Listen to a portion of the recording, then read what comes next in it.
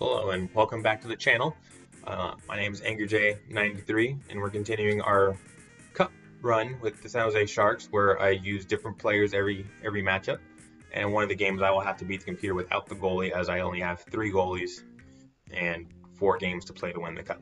So first thing we're going to do before we jump into our game with Toronto here to decide who goes to the cup final is we're going to break down the San Jose Sharks team. I know they don't get used a whole lot in competitive tourney games or especially in league play where San Jose is generally one of the worst teams in the game. But we're going to break them down because they're my favorite team. They're my local team.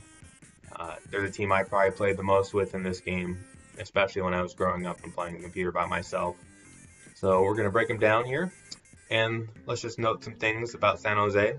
In 1992-1993, they finished with a record of 11-71-2 for 24 points. This was not the worst record in the NHL that year. It's astounding to say that because they only won 11 games and lost 71. But Ottawa was worse. Ottawa won 10 games and had 24 points. And you finish higher in the standings if you have more wins with the same amount of points as another team. So San Jose actually finished second to last in the league and weren't able to get the first pick because of that in the 93 draft. Excuse me. They've actually never had a first round pick or number 1 overall pick. Excuse me. Even when they came in as an expansion team and even when they had 11 wins one season, neither one of those years did they get a number 1 pick, and they never had a number 1 pick. So that's one of the unique facts about San Jose is that they've never had a number 1 pick and that this team is modeled after an 11-win team, which struggled greatly, and they were not a good team. But despite not being a good team, despite only having 11 wins, they actually have an average home ice advantage. And by average, I mean there's 3 different advantages. There's good, there's average, and then there's high, medium, low. So San Jose actually has a medium advantage, where every other expansion team has a low advantage at home. So that makes them actually a little unique among the expansion teams, is that they have a worthwhile home advantage. On the road, they're terrible. They're I don't remember the exact phrase that they have in the game manual, but there's 4 different ratings for the road ice disadvantage, and they have the worst one. They're abysmal on the road. So that's one thing to keep in mind when picking matchups with them in tourney plays. If you're player 1, I believe you get to be the home team. Player 1 means you won the coin toss. So if you pick San Jose in a matchup, and if somebody knows about what these matchup ratings are, where if you have an average team at home and a terrible team at away, a player may base their pick on, well, this team's good at home, so I'm going to pick the good home team and make you deal with a terrible away team, or vice versa. So that's just one thing to keep in mind. So let's go over the strengths of this team real quick. There's not a lot of them in terms of legitimate strengths when considering them against the rest of the league. They have a couple of good forwards with good skating ability. They have 2 okay defensemen, which is good for an expansion team. Usually you get maybe 1, sometimes you get 0. They have 2 okay ones, 1 decent one, and 1 okay one. And they're among the top forwards that you're actually going to put into your lineup. They're pretty versatile. So if you like to use one-timers, you can put a one-timing guy in your center position. If you like to use speed in the center, there's like I said, like I mentioned before, 2 good forwards with good skating, so you could use them to do a one-on-one type of things. They all pass okay. They all stick handle okay to an extent. So there's some versatility within this line. You aren't forced into just picking one set of players and running with it and hoping it works out. You actually have some freedom to work with here. So let's move on to their relative strengths. So San Jose is a tier 6 team. Tier 6 is the worst tier that I have. So there's tiers 1 through 6, and San Jose is 6. And they're probably among the top end of tier 6, they can maybe jump into tier 5 a little bit in specific matchups. We'll go over that in a little bit, but with strengths relative to their tier, they have a few more. They're actually relatively fast for their tier. They have the two skaters, Falloon and Berezan, who are quick and fast for their tier, and Wilson is a fine skating defenseman, and Wilkinson's actually also okay. Their third forward spot gets a little weird with speed, but again, actually compared to the other teams in their tier, their third forward spot's average at worst in terms of skating. They're weight neutral, which means they don't have a lot of weight bug checking or a lot of CB checking options. They're just kind of in the middle, so they're not subject to a lot of teams in terms of bad matchups. Because say you have a team that's filled with a bunch of players who are 3 or 4 weight, they're just weight buggers. They like to go out there and hit people. San Jose can fight back and CB check them with most of their players. And if another team like say Boston, you have a bunch of heavy players, you're putting out Bork, Wesley, Ruzicka, Oates, those type of players, or not Oates, Neely, just putting out those type of players. San Jose can just speed check them with weight bug capability, and they can play either way. They're not just weight bug team, they're not just CB team. They're right in the middle, so it's actually really easy to be flexible with them, which is a strength, I think. Within their tier, they have two great defensemen, Wilson and Wilkinson. They both move the puck great. They're pretty mobile, especially Wilson. Wilson's also got a great shot. He has a 6 shot power, which is 100 rating every game, which is really nice to have, especially against some of these weaker goalies who, if you just blow a slap shot by them before a player grabs user control goalie, then it's an easy way to grab a quick goal or two. Within their tier, their goaltending is actually okay. Arturs Urbe, let's just take a real quick look at his ratings. Arturs Urbe, he's a 52 rated goalie. He's okay. A lot of the expansion goalies, you'll see Jeff Hackett, Brian Hayward, they're 39. There are some expansion teams, Ottawa, Anaheim, who are closer to Jeff Hackett, Brian Hayward territory, as opposed to Arturs Urbe territory. And there is a huge difference between Urbe and Hackett. Urbe can make some saves, whereas Hackett's just kind of helpless in goal against user players. And then the last relative strength I have here is that their home ice advantage is acceptable. They're not going to be terribly inept at home. They'll have some games where they actually have some good hot streaks, some good ratings, and they can use this against teams like Florida and Anaheim, where they're just terrible on the road. They're going to get bad ratings. So any little advantage you can get definitely helps. Relative weaknesses within their tier, they're not very good shooters in terms of accuracy. Their best shooter, Kelly Kissio, you can't really use him. He doesn't skate well enough to be used. So you kind of have to work around your best shooter, which is unfortunate. And then the rest of the shooters they have are average at best, and most of them are not average. So essentially, you're relying on Wilson's 6 shot power and just getting close to the goal and creating good opportunities where, regardless of shot rating, the goalie's going to have difficulty making the save. They also have few weight bug or CB options. I mean, they have 1 or 2 weight bug options, and they don't really have a CB option, to be honest. So if you want to really specialize your lineup a certain way, like let's say you're facing a weight bug team and you don't know how to CB check, or you don't like to CB check, or whatever it is, like you would just prefer to have a weight bug versus weight bug matchup, they're not going to do very well there. They're just a little too heavy, and they don't have enough players to make that adjustment. Another weakness is that their forwards lack high-end skill. What do I mean by high-end skill? I mean, they're not good shooters. They don't stick handle very well. They stick handle okay, but none of them are great. They don't pass very well, aside from a couple of different players on the roster. There's just nothing here that makes you say, wow. I mean, like, for example, Tampa Bay, another expansion team in Tier 6, they have Brian Bradley. He's a 4 or 5 shot. That's high-end skill that San Jose just does not have. They essentially have Wilson's shot power, and that's it. Nothing else. And lastly, they're terrible on the road. They have the worst home or road ice disadvantage rating possible, and they struggle on the road because of that. And then weaknesses in terms of the rest of the league being considered along with San Jose is they have no depth at forward and very little on defense, which we'll go over soon. You'll see what I'm talking about. They are just totally inept skill-wise, aside from Wilson's shot power. It's just further magnified. They don't have a great center. They have centers you can kind of pigeonhole in there and sneak by a weaker team, but let's say you're playing Pittsburgh or the Islanders or the Rangers or Detroit or whoever.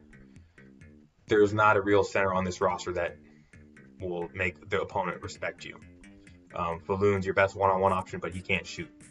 Goudreau's your best shooter, but he can't stick handle and he doesn't skate well enough. And then Kissio, who has the most skill overall at forward, really can't skate. He just cannot get up and down the ice in an efficient manner, and he basically benches himself because of that. So center-wise, they're always going to be in a tough spot, aside from a few very particular matchups. Their goaltending compared to the rest of the league is below average. Urbe, he leaves a lot to be desired. We'll go over him a little bit more. They're not a physical team. Like I said, they don't really have a weight bug option. They don't have a CB option. They're just kind of out there poke checking and playing positional hockey, which can be a weakness to players who like to use a more aggressive defensive tactic. And the last weakness is that their best player is a defenseman with decent skating and decent skills. So every game that you're playing outside of your tier, say in league play or against your friends at home, you're going to be at a disadvantage every single position, and there's nothing you can do about it other than just play really, really great. So with that said, some matchups I would go into with San Jose if I was picking them in a tournament is I would use them against Tampa Bay, I would use them against Ottawa, Anaheim, and Florida.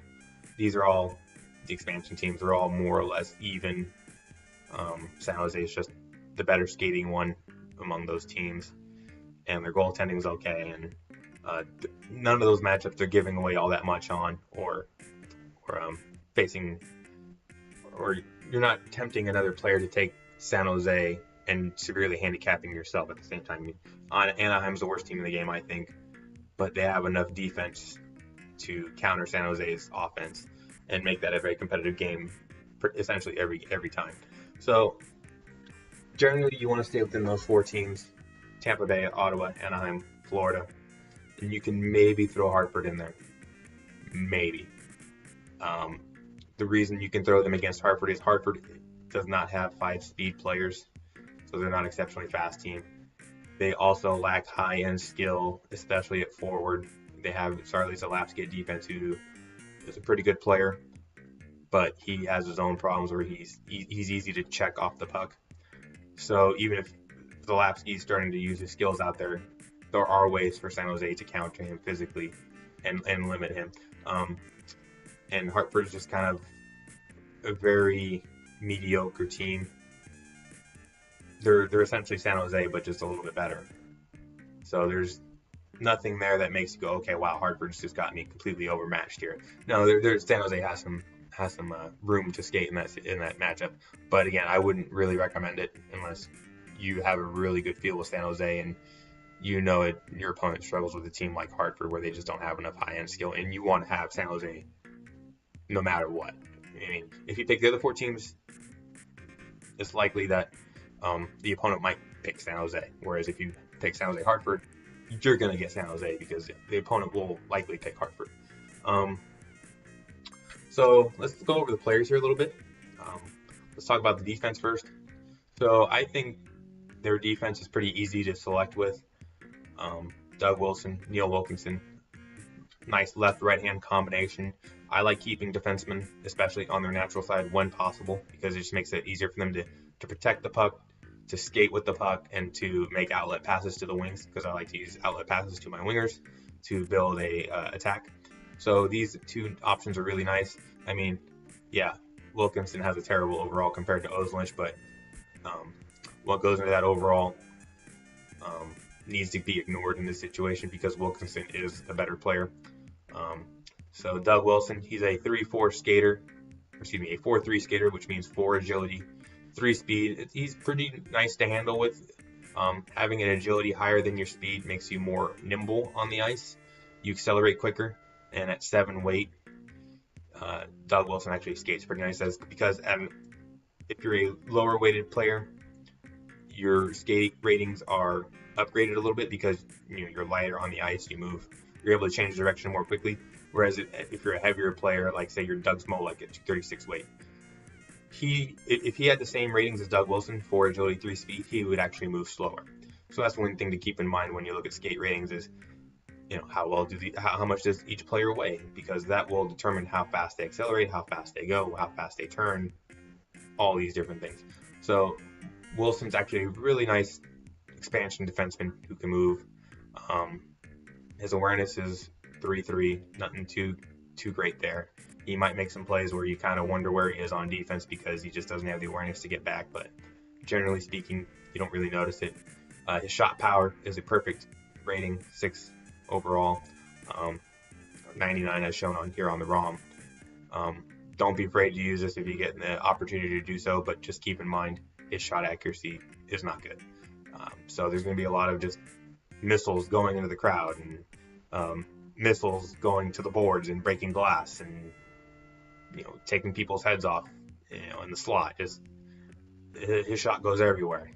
So just be mindful that you want to not to get too crazy with him. One thing I like to do personally with guys with high shot power, low shot accuracy is I won't aim top shelf and to the far post because it takes more accuracy to do that, and that's my perception. So if I'm trying to shoot far post to be the goalie with a slap shot, I'll just hold, like say I'm on the right of the goalie, I'll just hold to the opposite post. I won't try and aim it high. I won't try and aim it low. I'll just aim it left, or I'll aim it right. And that seems to keep the puck on target a bit better. So that's one thing to keep in mind with a guy like Wilson. Pass accuracy, he's a great passer for an expansion defenseman. He's really good at springing the counterattack and just working the puck along the ice. And he's actually a pretty good stick handler, so you can get a little bit braver with him in your own zone, trying to create space for yourself. So don't be forgetting that he can actually handle the puck a little bit. And then his partner, I think, is a perfect person for him. Wilkinson, he's got 3-3 speed, which is more than enough for a defenseman, especially within tier 6. He's actually pretty good. His awareness is 2-3. The offensive awareness isn't really a big deal. I actually prefer lower offensive awareness in my defensemen, especially if they're more defensive minded. So this is perfectly fine rating for him. His shot power is 2 and his shot accuracy is 0. Not a big deal. You're not using him to score goals. I don't really care. He could have negative shot power ratings. It wouldn't affect his standing in my eyes because I'm not trying to score goals on Neil Wilkinson. It's just not what he does. But one thing he can do with the puck is pass it. He has the same exact pass rating as Doug Wilson with a 4. These guys work the puck up the ice great. The San Jose wingers, which are fast, 4 speed, you use 4 passing to get the puck up to guys with 4 speed, and it actually does get the puck moving, get the team moving faster than their ratings would suggest because they have some players that work well together, which is really nice for a team like this. And then Wilkinson's stick handling is a 3, which is fine, but not a big deal. They're both 7 weight, so that's one thing to keep in mind is they're going to have some matchup issues against certain teams where neither one of them is going to be able to CB check or C check a player. So one thing to keep in mind with San Jose is to be skilled with the poke check because, like I said, you're going to be in some matchups, like say against Detroit, and you're going to be going up against Cicerelli, Fedorov, and Yzerman, who are all pretty close to weight with Wilson and Wilkinson. You're not going to be able to body check them. And you need to be able to poke check them. So that's just one thing to keep in mind with San Jose is don't just start mashing the C button when you're taking control of the defense. You're much better off just kind of waiting in your zone, playing the passing lanes, poke checking, steering things to the outside. There's no real reason with this duo to just go nuts and start slamming the buttons, trying to create a lot of havoc unless you're playing a team that's really heavy like Boston or Pittsburgh. There's just no reason. So that's one thing to keep in mind. If you ever get in a situation where you want to sub some players out, or if you get an injury or a penalty and you don't want to be subject to using a default player, number one option off the bench is Sanders Ozolinsh. He's essentially Neil Wilkinson. He's got 3-3 skating. He's got 3-3 awareness. He's got a 3-2 shot, a 3 pass, 3 stick handle, same weight. He's a lot like Wilkinson. He's just got a little extra shot power and shot accuracy as opposed to the passing. And you're not going to score a lot of goals with Sanders Ozolinsh, so the shot ratings are kind of moot point. He's just not going to be able to do it a lot, and he's not that great of a shooter. He's just less bad than Wilkinson. So he's the number one option off the bench because he just doesn't pass as well, and he's got maybe his offensive awareness is a little too high. So you would like to keep Wilkinson as your defensive option and Ozolinsh as your number one off the bench. Another option to have in mind, I think, is as the number two guy off the bench is Tom Peterson. Now Peterson, he's unique. He's definitely one of the more unique players on San Jose. He has no skating ability whatsoever. He's got 1 agility, 2 speed. His offensive awareness is actually higher than his defensive awareness. He has 3 offensive awareness, 2 defensive awareness. That can be a little weird too. He can kind of get lost in his own zone. He doesn't necessarily always try to get back. His shot shooting 2-2, nothing to see there. His pass accuracy is actually pretty good for a reserve defenseman at 3. Usually when you get a guy like Tom Peterson, who's a weight buck specialist, which is what the strength I was about to get to, he can actually see the weight buck check almost every player in the game with his 4 weight, which is 172 pounds. Usually when you have a guy like this where they just knock the snot out of everybody, but they can't do anything else, they usually can't pass either. Peterson can pass. So when he gets the puck on his stick, you aren't panicking and you aren't making bad plays every time. He can actually move the puck a little bit. His stick handling's a 2, so you wouldn't want to get too crazy with him trying to weave through traffic or anything, despite his lightweight and making it more difficult to check him. But again, a good CV check could just really wipe him out, and then he doesn't have the skating to get back on the play. So he's a good reserve player. You might break him out in certain matchups where you're playing against a lightweight team that isn't very fast. Like say you're playing against Hartford. Maybe this is the time where you bring him up against Hartford because Hartford has Terry Yake and Jeff Sanderson. They're both 188 pounds. So Peterson actually does really well against them physically, and they're not that much faster than him. Compared to some other matchups where if you say you try and put him against Benoit Hogue, who has 5 speed, that's a matchup Peterson's really going to struggle in. Against 4 speed players like Sanderson and a 3 speed player like Yake, he's going to do better. So that's one guy to keep in mind is if you try to go crazy and use San Jose against Hartford. As far as the rest of the lineup on defense, I mean, there's Jay Moore. We'll just go over him real quickly. Like I mentioned him in the previous video. He's actually a decent player. The one thing wrong with him is his speed. He has 2 speed, which is, once you get down to 2 speed, especially if you're a forward, 2 speed's unacceptable. As a defenseman, you can kind of maybe work with it, especially within your tier. Like if you're playing against Anaheim or Ottawa, Jay Moore's going to be fine with his 2 speed. But if you go outside of that, he's going to have some real issues.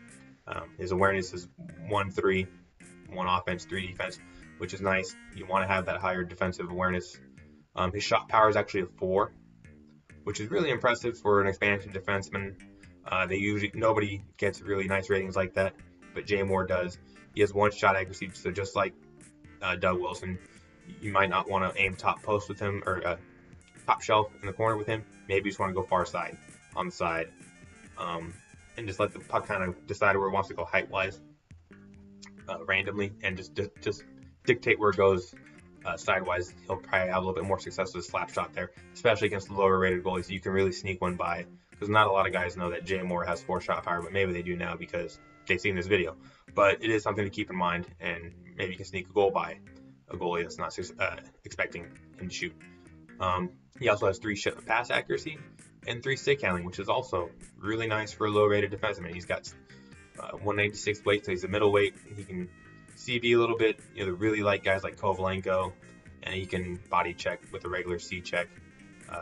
Guys like Lindros, Brindamore, Lemieux. So he's a nice little player.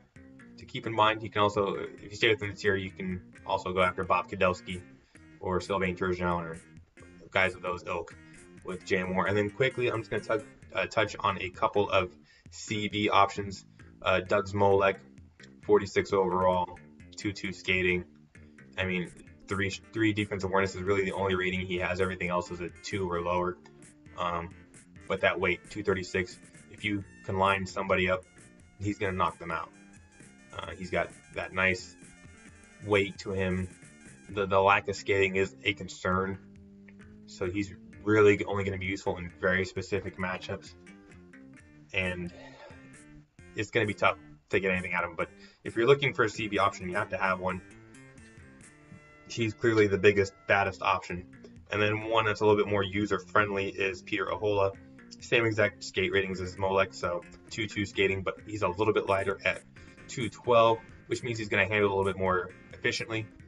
Might get you in line for a few more checks, but he might not be as dominating as a presence. And again, just 2 ratings across the board except for defensive awareness.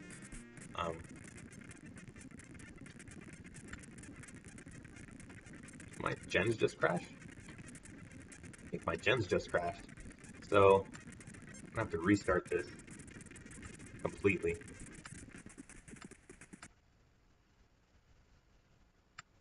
Weird.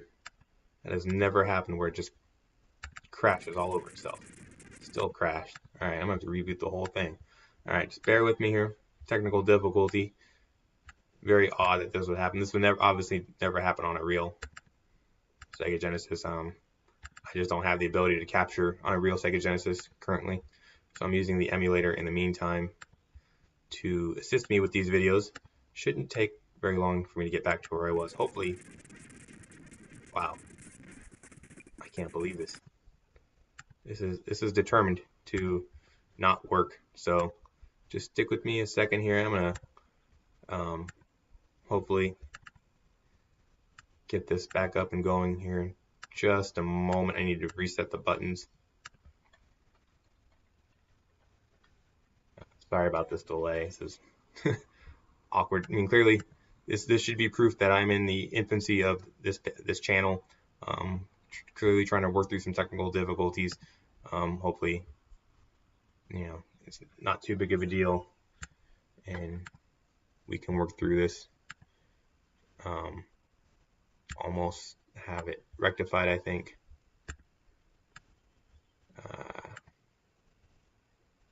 Okay, just trying to reconfigure my buttons here. Whoops. So let's see if we can get the game to start now. I wonder if actually we'll maintain the save state. Guess it didn't really like my buttons.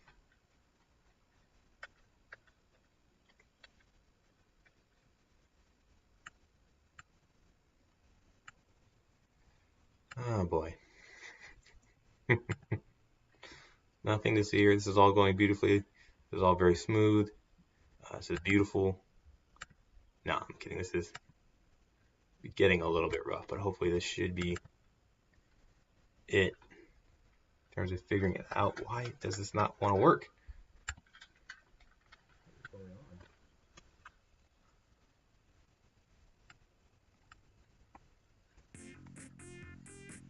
Strange. Well,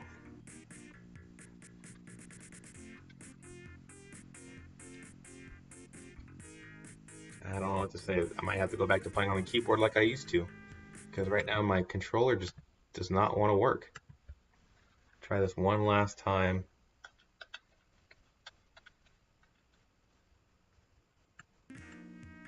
Okay, it works now. Yeah, sorry about that. I don't know what happened, but that essentially wraps up the defense, going over Peter Ahola. Generally, you want to stick with these 2 options: Wilkinson, Olinch, your number 1 man. Off the bench, Peterson's your weight bug option, and Jay Moore is your guy if you want some skill coming off the bench. So let's run through these forwards here real quick before I go back into gameplay against Toronto.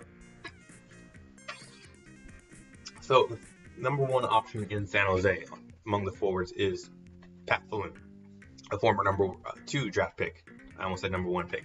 San Jose's never had a number 1 pick. So Falloon, he's number 2 pick, right behind Eric Lindros. He's got good skating, 4.4 skating. He's one of those guys I mentioned when talking about the team strengths. He's one of those good skaters. So he's definitely got to keep in mind his awareness, 3 offense awareness, which is okay.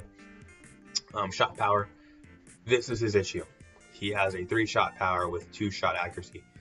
He's not great at center because of this. He can be okay at center, but he's not a one-timing guy, consistently speaking. He's going to have some issues with his low awareness, okay shot power, and low shot accuracy, being consistent with the one-timer. His pass accuracy is a 3, so he's not a great winger because he doesn't pass great, but his stick handling is a 4. So he's designed to dance around a little bit, do a little one-on-one stuff with his good skating, good stick handling, and hopefully get close enough to the net to where his shot rating doesn't hurt you as much.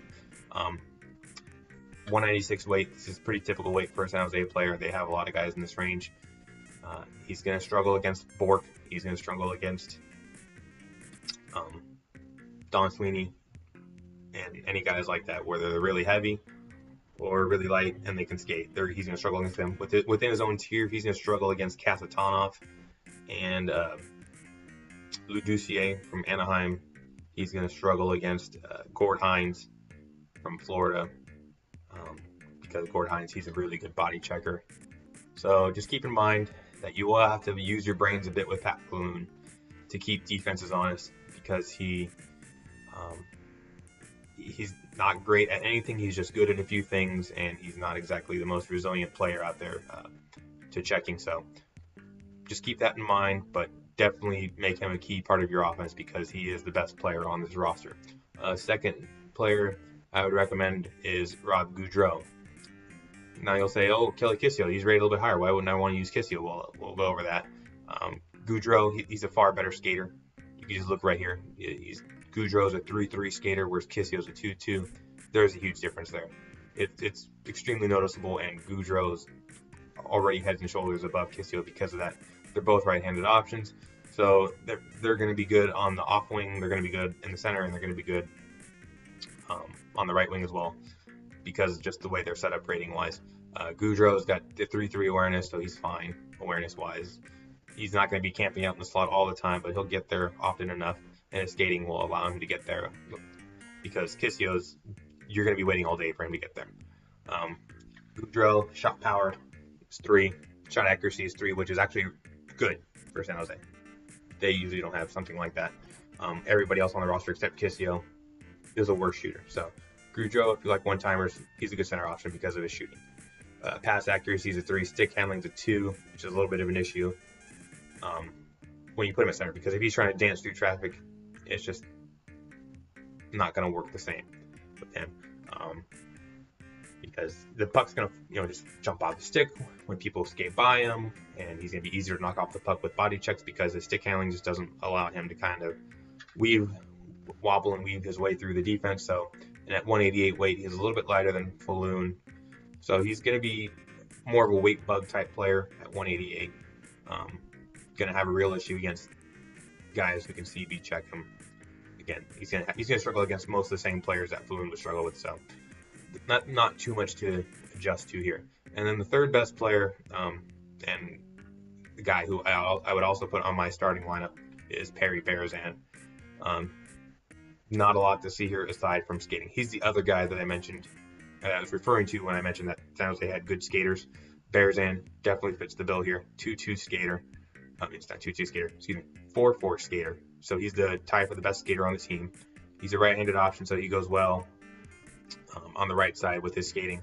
But his skill set, just 2 awareness, 2-2 shot, a 3 pass accuracy is his best rating. So he's going to be better suited to the wing. His stick handling's a 2.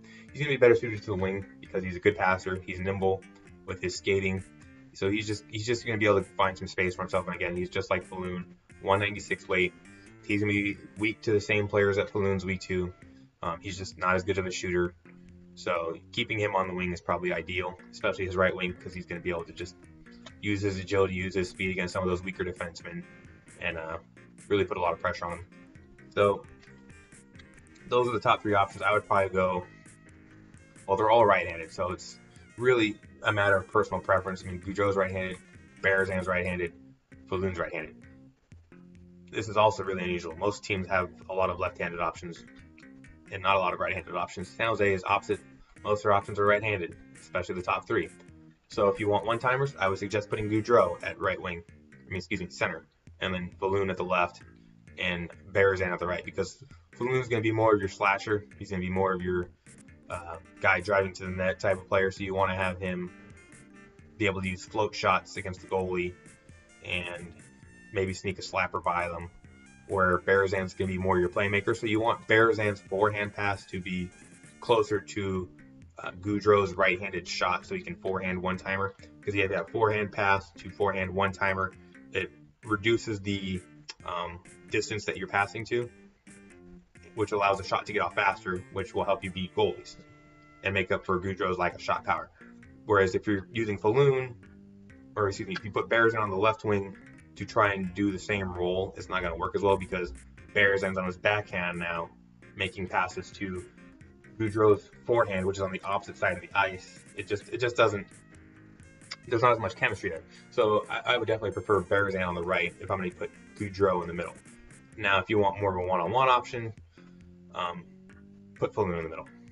He's your best one-on-one player. The way he stick handles, the way he skates is going to be most efficient for you to put him in the middle. Put Goudreau on the left as a slap shot option, and then keep Berezan on the right, playing the same role as he would previously with Goudreau in the middle.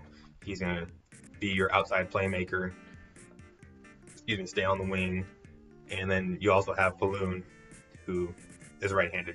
So you'll have forehand pass from Berezan to forehand slap shot, or one-timer to Falloon, and you're going to have that same short distance between the two players, which will help make your offense more efficient.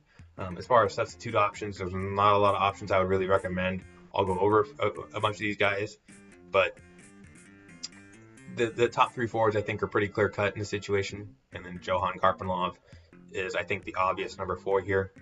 He's got some decent skating, 3-3 skater, which is nice to have on a team like this. Not a lot of other guys are good skaters on this team. Karpenlov's pretty much the best of the rest.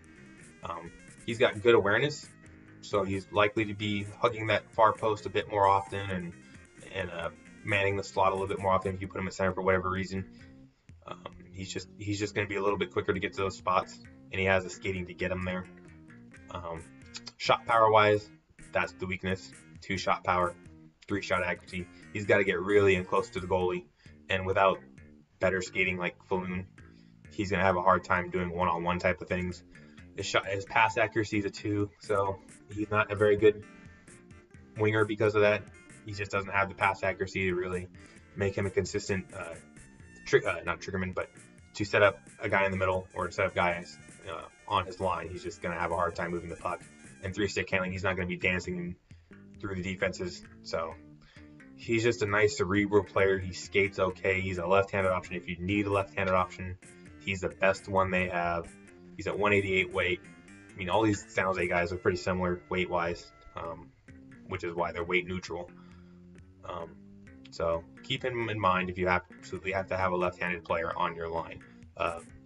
Next, we finally get to Kelly Kissio. He's probably your number 2 option off the bench, maybe your number 1 center option off the bench, because he is their best shooter. He has, among the forwards, I should say, he's the best shooter among the forwards. He has 3 shot power, 4 shot accuracy. Those are his really key ratings. Pass accuracy, stick handling is only a 3. So he's going to have some issues being a winger and dancing through defenses. And then it's only further compounded by 2-2 skating. I mean, there's just almost no getting over that. But if you get in a spot where you have to use him, he's going to be a good center, more so than a winger. So again, 188 weight. He's going to struggle against bigger defensemen and the really weight bug guys like Gord Hines. Gord Hines is going to have a field day with Kelly Kissio, but maybe Kissio squirms free for a quick one-timer, and he's going to put it away because he's actually a decent shooter. After that, you get into some really bad options, but I'm just going to really quickly go over just to make people aware of it. John Carter, if you have to have a weight bug guy, this is your option. There's nobody else on this roster that can do weight bug type things. He's a 172 weight. So he's going to be able to just skate around and just hit people without really having to think about who they're trying to go after, because he's going to body check most everybody in the game. But the price you're paying to get that body checking and defensive presence is very steep. He's a 2-2 skater, so he's Kelly Kissio without the skill. No awareness. Shot power is a 2. Shot accuracy is a 1. That might even be a 0. I think it's a 1. Let me double check here. Yeah, his shot accuracy is a 1.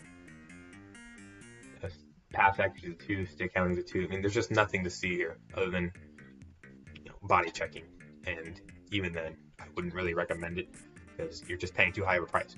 Next up is Mike Sullivan.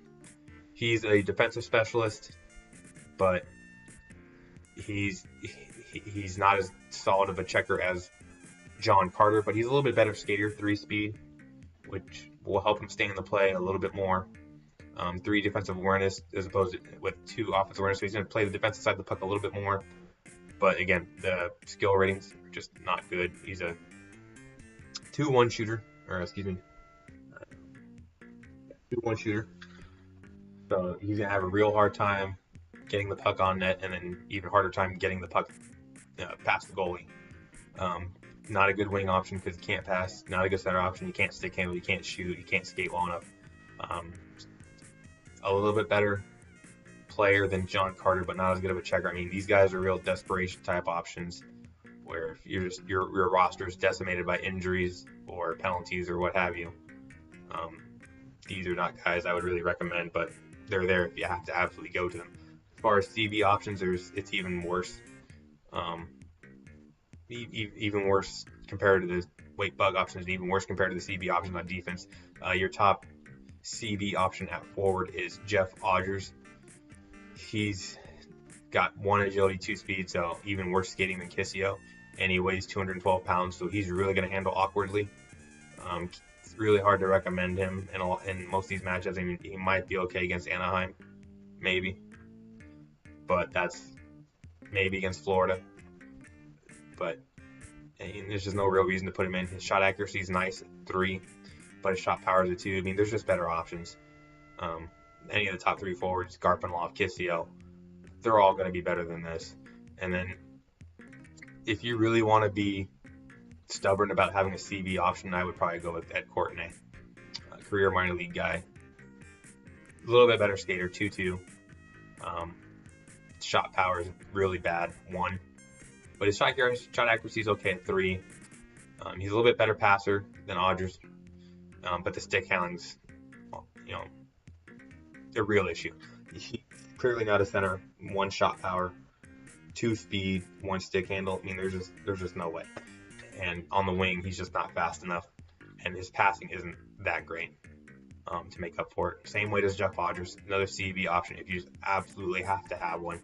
He's a bit more talented than Odgers, I would think, but maybe you want that extra little shot power that Odgers has. But again, neither one of these guys is things you should really, or people you should really be looking at.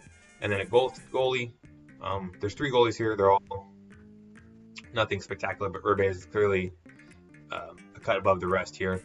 He has 2 agility, 4 speed. 4 speed's pretty typical for a goalie, but 2 agility, that's really low for a goalie. So once you get him in user control, it's going to take him a little bit longer than most other goalies to get moving, even at 5 weight, which is light for a goalie. 2 agility, he's going to have issues starting and stopping, moving, changing directions, just everything. You have to really plan ahead with Urbe to make sure you get there with him. I mean, you can do just fine with Urbe, but you have to really anticipate the play well, and just plan for when you want to use him. His puck ratings are okay. He has 3 puck control, so puck control is essentially rebounds. So he's going to give up some juicy rebounds, but he might actually do okay compared to some other expansion goalies, and not give out just absolutely crazy rebounds that are going to be result into easy goals. His stick ratings, a couple of 3s. His glove ratings is where things go bad a little bit there. He's got 2 ratings on each of those, his glove ratings. So if you can avoid his stick and go to his glove a little bit more often when you're playing against him, then you'll probably find a little bit more success. So that pretty much wraps up the players on San Jose. So just to quickly review, you want to use Berezan and Falloon at forward, use their speed to keep the defenses honest. Wilson-Wilkinson, they're a great defensive pairing, especially within Tier 6. They move the puck well. Use that to help break out Falloon and Berezan and just get them going at full speed. On defense, use Berezan and Falloon to back check. They're going to be able to run down a lot of guys on the weaker teams from behind and just hound them, play the passing lanes. You don't necessarily need to go back and just start checking everything that moves. Just get them back with their skating ability, get in passing lanes, poke check, be annoying. Just don't let other teams set up their plays. The offense, you don't, aside from Doug Wilson, everything needs to be from inside the face-off dots, essentially. So trying to get down low with the puck, play a possession game, get down low, find good passes, short good passes, because you don't have great passes, but they're good enough for quick little plays to get one-timers and to break out people for like Berezan and Falloon to get their speed going and to hopefully get some breakaway chances. Wilson's shot power might be enticing to use, but just be picky about it and don't try and go up the ice with him every single time. Because if you lose him, he's your best skater, he's your best player, he's going to be out of the play because you got a little too greedy. So just go up there when you have a chance, offensive zone face-offs, or if the team starts sagging back. If your opponent starts sagging back a little bit too much, maybe just this is the time to fire one up with Doug Wilson and keep the team honest, and maybe he'll get one by the goalie. Defensively, overall with the team, they're weight neutral. So there's gonna be some games where they can't hit anybody because the other team is too closely rated to them weight-wise. So just use poke checks, stay in passing lanes, be patient, make other teams make mistakes. You don't need to make them for them. So just keep that in mind. And then as far as goaltending, just know that you're going to take control of Irbe sometimes and look for those opportunities ahead of time, because he's going to take a little bit more time to get moving because of his lack of agility. So just keep it in mind that you're going to have to use him, especially against teams with good shooters, and just be aware of it. So that's the team breakdown. As I'm playing, I'll talk a little bit more about the matchups, but right now I need to pick my roster. I need to actually remember who I've already used. So on defense, I've used Williams and Wilkinson, Ozolinsh, Zettler. All right, so let's have the defense first. So I have, this isn't going to be that tough of a matchup, I don't think. Toronto's not terribly dominant compared to San Jose, especially computer-wise. I think this should be a pretty okay matchup. So I'm going to go with Ahola, and I'm going to save Doug Wilson for the next game, and I'm going to go Tom Peterson. No, Lynch Wilson. Yeah, let's go Zmolek. Just use a bunch of CB out there because Toronto has some lighter forwards, and Todd Gill on defense is also pretty light. So I think this will be a good matchup to do it in. And then forward, I know I've already used Sullivan. So let's see who I want as a left-handed option. Let's just go John Carter. Let's go Dean Evison, center. And then right wing we'll go Jeff Hodgers. So this is a real bare bones lineup. No talent whatsoever. Then we're going to put in Brian Hayward. He's our only remaining goalie, so we have to use him. Hopefully we can limit the shots against him, even with this poor lineup. Shouldn't be a big issue. I don't expect this game to be the one that I lose. Clearly, I think the Stanley Cup final where I don't have a goalie will be the more difficult option. So let's talk a little bit about matchups with San Jose. I know I kind of went over them very briefly, listing the teams. I mean, they're going to be fine within the confines of Tier 6, which is essentially the expansion teams in this time of NHL history. So they're going to be good against Tampa Bay, Anaheim, Ottawa, Florida. They're probably on the higher end of Tier 6, especially compared to Florida and Anaheim. And I think Tampa Bay is about even with them, and Ottawa's kind of one of those sneaky, weird teams where they could be better than San Jose, but most people aren't going to think that. They're going to think, oh, Ottawa, they're terrible. They just can't do anything. I think Ottawa's a little bit of a hidden gem, provided you can get past their goaltending. If you can't get past the goaltending issues, then they're not really a hidden gem by any means. But so if you really want to make sure you get San Jose in the matchup, you might want to pick Tampa Bay or Hartford, because I think those are teams that people will generally view as better than San Jose. If you don't really care whether you get San Jose or not, maybe you want to take advantage of San Jose in some way because you know their roster a little bit better and you know their weaknesses. Florida can be a good option against them. Ottawa can be a good option, and even Anaheim to some extent can be a good option because their defense matches up really well with San Jose. So let's start with probably the most typical matchup I see, which is Tampa Bay and San Jose. Tampa Bay, San Jose, that's a pretty even matchup, I would think, but I would definitely give an advantage to Tampa Bay because they're more versatile with their roster construction, and their forwards are just better, and the goaltending situation is comparable. So the one thing you really have to worry about with San Jose against Tampa Bay is Chris Kontos and Brian Bradley in their forward ranks. They're two clear-cut better options than any of the San Jose players at forward. So, and they're also both really good shooters. Kontos is a 3-shot power, 5-shot accuracy, and Bradley's a 4-shot power, 5-shot accuracy player. They're both really going to do a lot of damage to a guy like Arturs Irbe, especially in the one-time game.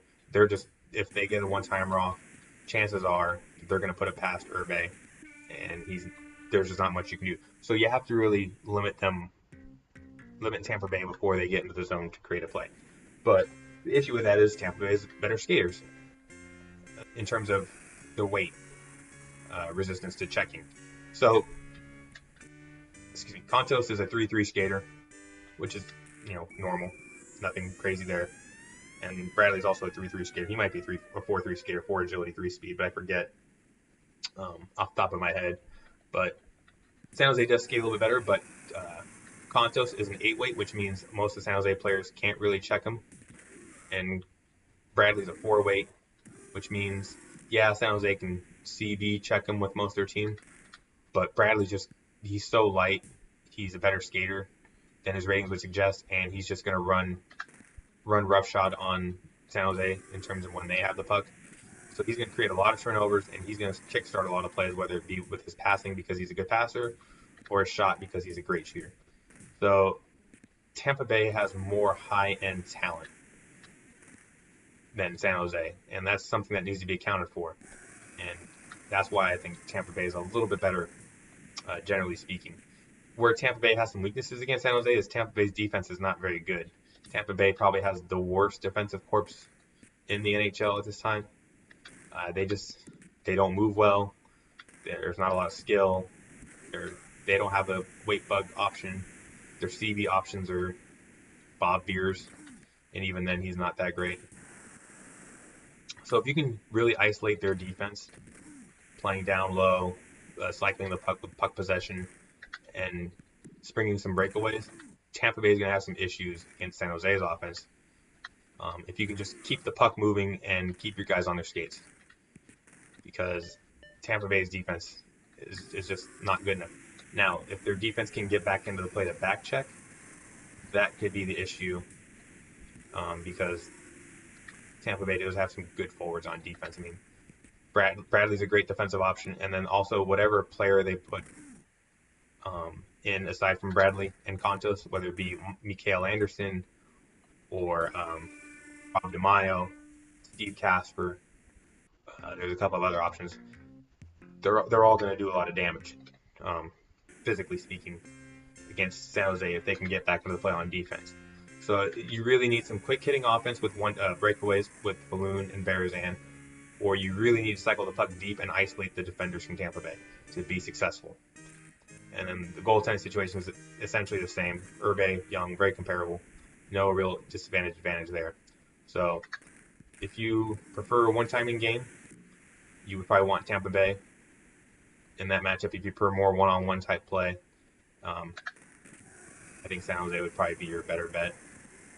Against Ottawa, San Jose's probably got a little bit of an advantage, especially perception-wise, because they just skate better overall than Ottawa. Ottawa has one good skater, Sylvain Turgeon.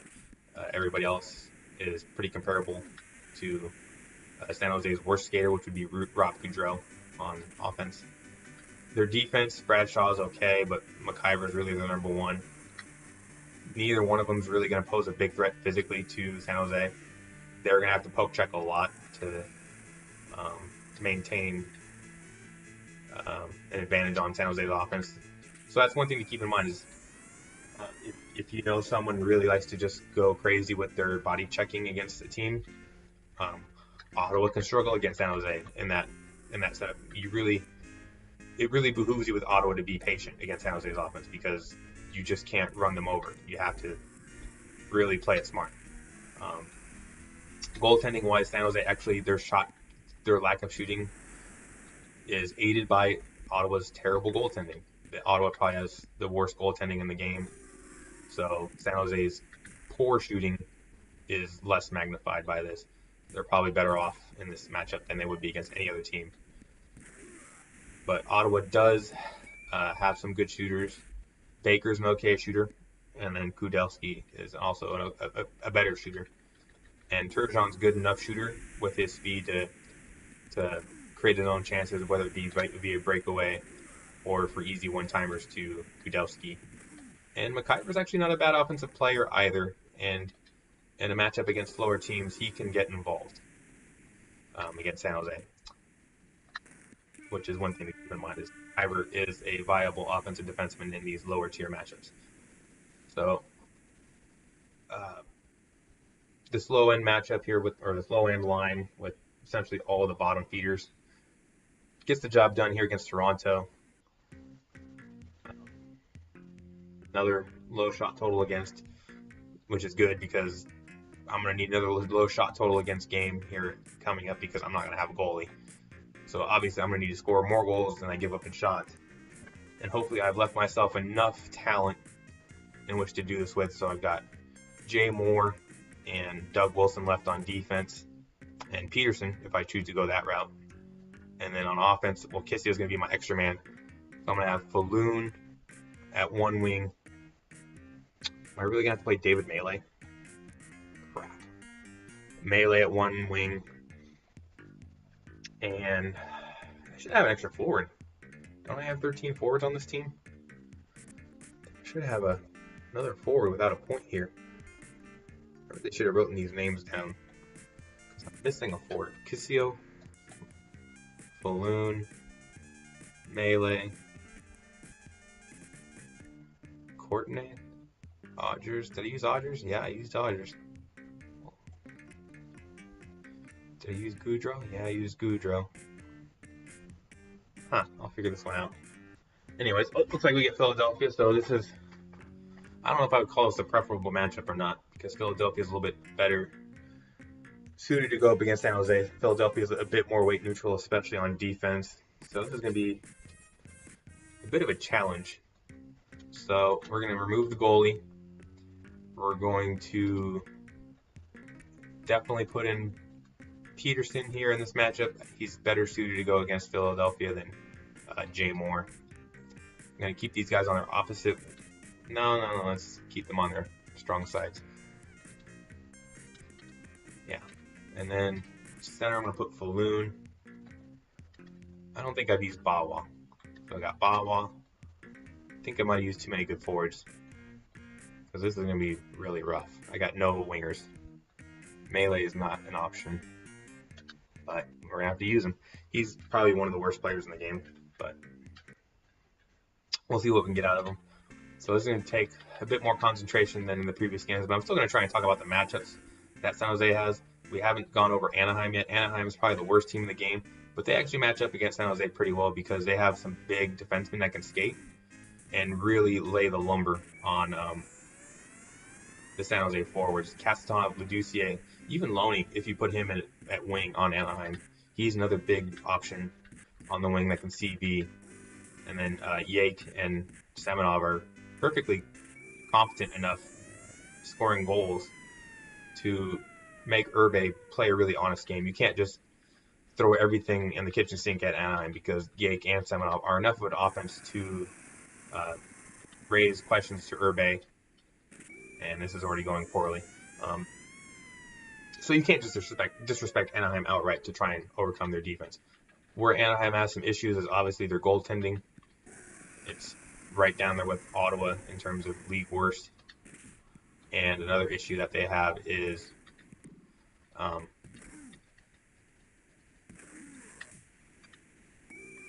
Goudreau. So I guess Goudreau is my extra skater. So I'm going to put Kissio in. And then Falloon. Wait. Yeah. Screw it. We're not going to do this with Kelly Kissio. I meant to have Kissio in. I thought he was the extra skater. Clearly he's not. So we're just going to do this with a subpar lineup. And we're already down by 2. Anyways, back to Anaheim. So their goaltending is really poor. Again, so San Jose's lack of shooting acumen is less magnified here. And if you can get in close to their goalie, they're going to do some damage to Guy Bear. Jeez, that was just a giveaway. Speed-wise, San Jose is clearly faster than Anaheim, and they'll need to use that speed to create some distance between them and the defense, ideally, because the defense of Anaheim, if they can get their hands on San Jose, they're going to lay them out. So in that matchup, you really want to use your team speed to just stretch Anaheim's formation and keep them on their heels, because the last thing you want them to do is to be feeling good about themselves, getting aggressive at the blue line, and limiting your chances deep in the zone, because, yeah, their defense is really strong once they get you lined up in their sights, but it's also really bad when they're having to scramble and try and catch up to the play. So it's kind of a double-edged sword there, and it's just, can you get on the right side of that sword to really do some damage to Anaheim?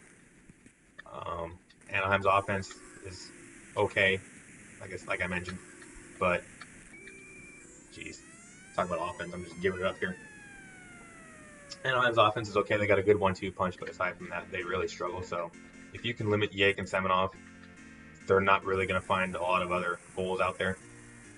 So even if you get yourself caught up in a low-scoring matchup with them, it's not going to be that bad. And then lastly, Florida is probably the most unique matchup of them all, I think, because Florida clearly gives up the disadvantage among their forwards unit. They have the worst forwards in the game, and San Jose is just going to skate all over them, and they're much more talented overall, and they're just going to do a lot more work compared to Florida. And they've actually got some guys that San Jose can check if they decide to play, like Scott Mellenby. If someone plays Scott Mellenby, he can get checked pretty easily.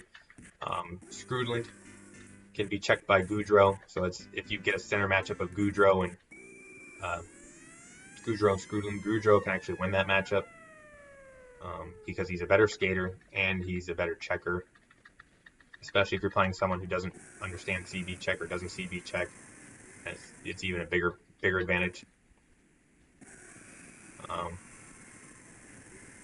Speaking of advantages, Philadelphia's got one here, but we're going to try and get it back. This is already pretty high scoring for this setup. I don't usually have this high scoring of a period, but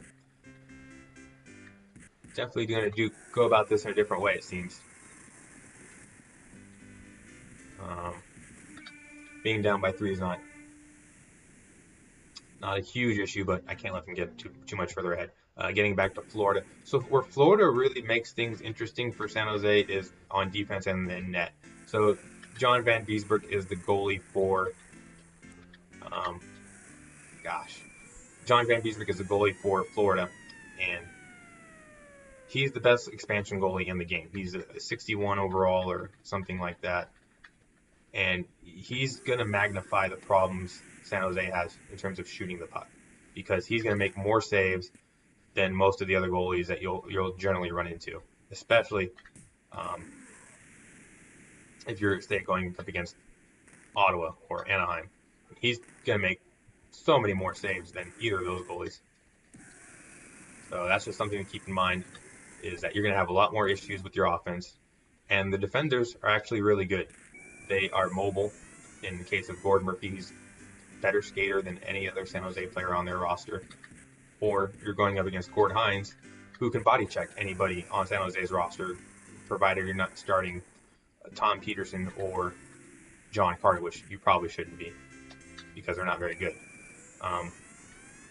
So the defense can really cause a lot of issues from Florida because they're just made to stop a team like San Jose. Yeah, Gordon Murphy's going to be limited to poke checking San Jose players, but he skates so well and he's just such a good puck mover and able to maintain possession that it doesn't really matter that he can't body check him. He just asserts his will in a different way. So in that matchup, you're probably, if you pick San Jose, Florida, you're gonna get San Jose, but just keep in mind that you might have some issues against Florida because they're just set up to slow down San Jose's offense. And if they get anything out of their forwards, it's probably an unwinnable situation for San Jose. Because, if Florida gets rolling, they're just a more balanced team. They're kind of set up to beat San Jose with their defense and their goaltending. So if you can't get the one advantage you have rolling, you're in trouble. And then if you really want to go nuts with your matchups and go against, say, Hartford, it's a long road to success there, but it can be done. Hartford doesn't have a lot of high-end talent aside from Zorya Zalapsky. Aside from that, they're just a mediocre team, and they can be taken advantage of because they're largely weight neutral. Their goaltending situation is essentially Florida's, which is Sean Burke. I would maybe even put Sean Burke a little bit worse than John Van Biesbroek. But their goaltending is not going to be a big enough issue to make the matchup impossible. The defense, clearly an advantage to Hartford, but Zalapsky's not that much better than Wilson to where it's overwhelming. And Wilkinson's perfectly fine as a second defenseman against Hartford. You can even use Peterson in that matchup because Hartford's not exceptionally fast, and Peterson can just body check anybody on Hartford. You definitely wouldn't want to give a player with a higher skill set Hartford. It would generally be a lower. You want to give that team to a lower skilled player because they're probably not going to be that familiar with Hartford. They're probably not going to be able to get a lot out of Hartford because Hartford doesn't have any high-end skill. And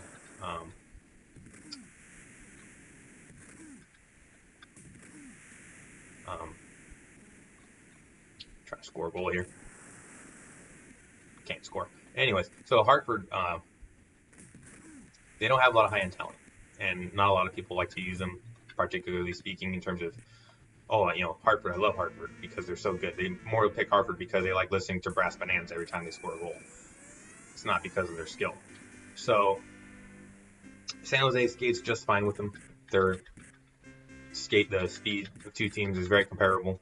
It's just a matter of, can you keep Hartford's offense away from the main scoring areas well enough to limit Hervé's weaknesses, or can you get enough breakaway chances to take advantage of Hartford's goaltending situation, which isn't the strongest? And Burke's a little bit tough to use in manual goalie control, so even if you get breakaways and the user you're playing against likes to use manual goalie, Burke's not the best at it. He's very slow, cumbersome to use, and you can slip some by him. So if you really want to go crazy and just cause your opponent to go off guard, that's not the worst matchup in the world for San Jose. And they'll be just fine, I think. Which would be more than I can say about this matchup right here, which I'm not just fine. I'm running out of time and giving up way too many goals and running out of opportunities here, clearly. And this offense is just not flowing.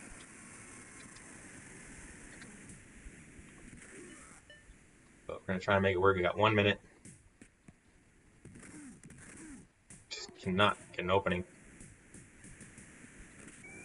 That was garbage. Pure garbage. Anyways, we got Bawa. He's got 4 goals. He's got more goals than Falloon, I think. Definitely more than Wilson. I don't think Wilson has any, but we're gonna try and get one with him. Got one with Wilson. All right, got 10-10 here.